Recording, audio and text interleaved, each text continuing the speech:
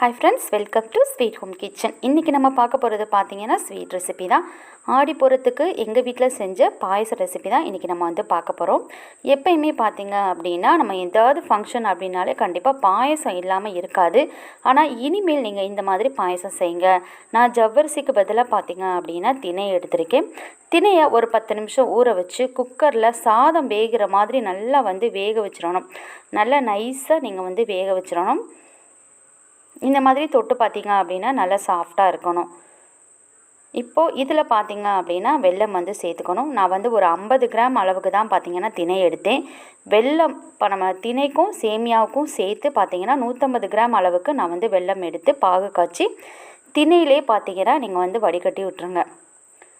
இனிப்பு பத்தலை அப்படின்னா மறுபடியும் நீங்கள் வந்து சேர்த்துக்கோங்க. ஏன்னா ஒவ்வொரு வெல்லமும் பார்த்தீங்கன்னா ஒவ்வொரு மாதிரி இனிக்கும். எனக்கு வந்து இனிப்பு வந்து கரெக்டாக இருந்துச்சு. இப்போ வந்து நம்ம எப்பயும் போல் சேமியாவை வறுத்துடலாம். இந்த பாயசம் பார்த்திங்க அப்படின்னா நான் வந்து நல்லா பாலை காய வச்சுட்டு அதில் வந்து பார்த்திங்க அப்படின்னா அந்த சேமியாவை நான் வந்து சேர்த்துட்டேன். இப்போ பால் வந்து ஏற்கனவே சூடு பண்ணி லைட்டாக வச்சுருந்து அதுக்கப்புறம் தான் நான் வந்து சேமியாவை வந்து சேர்த்துக்கிட்டேன்.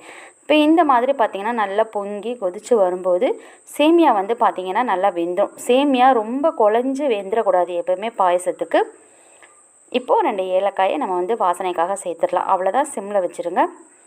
சேமியா பார்த்திங்கன்னா ஓரளவுக்கு ஒரு அரை பதத்துக்கு நமக்கு வெந்துட்டாலே போதும். இதில் வந்து நம்ம ஏற்கனவே வெல்லம் கலந்து வச்சுருக்கிற திணையை இப்போ நம்ம வந்து சேர்த்துடலாம். இந்த பாயசம் பார்த்திங்க அப்படின்னா சித்தர் கோயில்கள் எல்லாம் பார்த்திங்கன்னா பிரசாதமாக கொடுக்குறாங்க. அவங்க வந்து சேமியா மட்டும் சேர்க்க மாட்டாங்க, மற்றபடி இதே மெத்தடில் தான் செஞ்சு கொடுக்குறாங்க. ஏன்னா சித்தர்களுக்கெலாம் பார்த்திங்க அப்படின்னா இந்த மாதிரி திணைகளை வச்சு செஞ்சு தான் பாயசம் சாப்பிடுவாங்களாம். அதனால இது பிரசாதமாக கொடுக்குறாங்க.